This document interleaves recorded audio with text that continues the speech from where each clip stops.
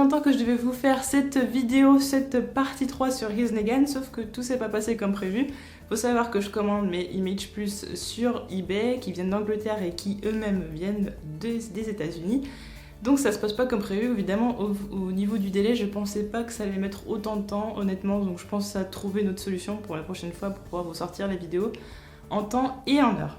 Donc on va reparler de la partie 1 et la partie 2 pour résumer tout ça. Dans la partie 1, on apprenait que Negan était prof de sport dans un collège.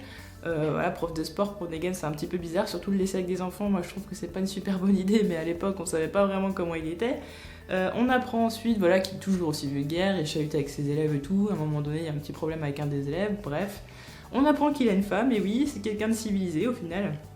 Et ensuite, sa femme a un problème. Dans la partie 2, on apprend qu'elle a un cancer et qu'il est en train de tromper sa femme alors qu'il vient de savoir qu'elle avait un cancer. Très sympa le mec. Et ils se disputent, elle lui dit mais pourquoi tu me sors ça, voilà c'est pas ma faute. Donc à mon avis je pense qu'elle est déjà elle culpabilise parce qu'elle se dit ouais bon ok j'étais avec lui pendant que sa femme elle a un cancer, il est encore avec moi.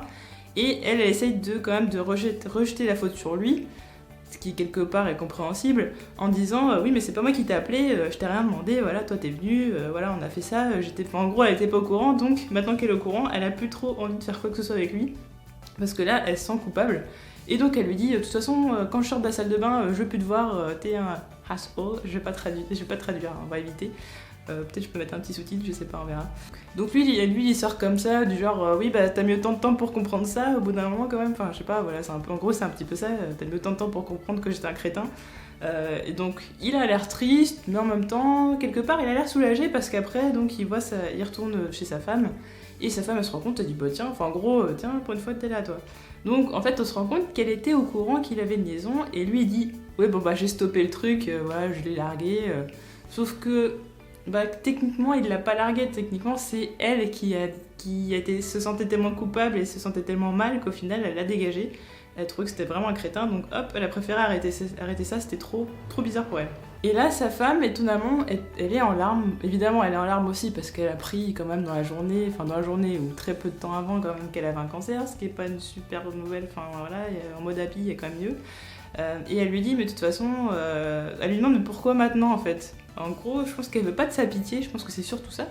Et lui il dit, bah non, moi ce que je veux c'est qu'on soit tous les deux, je veux plus de ça, voilà, j'ai arrêté ça, stop.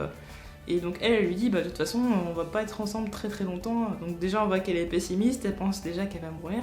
Et elle lui dit comme ça, elle lui dit pourquoi tu m'as choisi moi, pourquoi t'as choisi celle qui est malade. Donc ça veut dire que elle quelque part elle pense plus à son bonheur à lui en se disant bah, il serait plus heureux avec quelqu'un qui va vivre plus longtemps peut-être, qui est pas malade, qui aura pas à subir tout ça, parce que bon on l'imagine très bien avec la chimio etc. D'ailleurs on le voit après qu'elle a un fauteuil roulant. C'est quand même pour le compagnon, c'est quand même très dur à vivre, et elle pense avant tout quand même à son mari en se disant bah oui il va devoir me soutenir dans cette épreuve et tout ça, est-ce que vraiment ça vaut la peine, il va être malheureux autant que moi.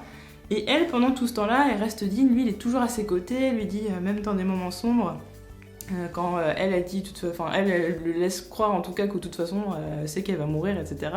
Et lui il dit non de toute façon tu vas te battre, tu vas continuer, dis pas n'importe quoi etc. Elle est un petit peu dans la dérision. Voilà, elle essaye de prendre ça avec un côté un peu humoristique pour détendre le truc, pour pas qu'il soit trop triste, et je trouve ça assez touchant. Et au final, on voit quand même Negan, c'est pas un si mauvais type, quoi. Et donc ça finit par, au final, son état quand même se dégrade. Bah, fallait quand même pouvoir le prévoir. On s'en doutait déjà avant, puisque de toute façon, on la voit pas dans le comics, donc ça veut dire que de toute façon, d'une manière ou d'une autre, que ce soit par les zombies ou par une maladie, de toute façon, elle était morte. De toute façon, on savait qu'elle n'existait plus dans la vie de Negan, dans tous les cas, donc là, on sait de toute façon que là, elle y est passée, qu'elle va y passer. Et au moment, justement, où elle est peut-être à 2 doigts de rendre l'âme, et bah c'est là où on appelle, les infirmiers vont dans la chambre où est hospitalisée la femme de Negan, et qui dit à Negan de sortir au plus vite et tout, parce que là, bah, en gros, c'est l'apocalypse, quoi, que c'est vraiment urgent qu'il parte, et de toute façon qu'il laisse sa femme. Negan, lui, il veut pas du tout laisser sa femme, surtout si elle a 2 doigts de mourir, bah là, forcément, niveau éthique, déjà, il a pas fait des trucs très cool, mais je pense que là, c'est le pire truc qu'il puisse faire. Du coup, il dit non, je vais rester avec ma femme jusqu'au bout et tout, il est quand même digne, il est quand même bien. Et là, on s'aperçoit quand même que c'est l'arrivée des zombies. Au final, je pensais pas que ça arriverait aussi vite, je pensais pas, sachant qu'il y a 12 numéros quand même, on a 4 x 12 pages.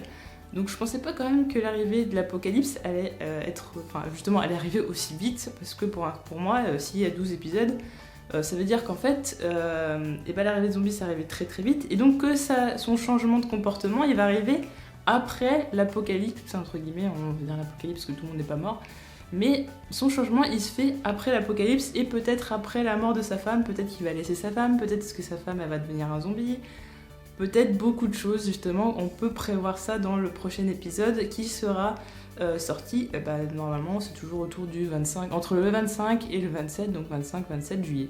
Donc ce qu'on peut penser déjà pour le prochain épisode, c'est qu'on va voir déjà le sort qu'il réserve à sa femme. Est-ce qu'elle va se transformer? Parce que de toute façon s'il y a des zombies, c'est-à-dire qu'elle va mourir et donc elle va se transformer. Est-ce qu'il va voir ça? Est-ce qu'il va devoir l'achever? Est-ce qu'elle va pas plutôt se faire dévorer? Comment lui il va se sortir de ça? Parce que quand on voit en bas de la fenêtre qu'il y a des zombies partout, on se dit comment il va faire pour sortir de là. Est-ce qu'il va vraiment la laisser toute seule et culpabiliser après? Qui est-ce qu'il va rencontrer?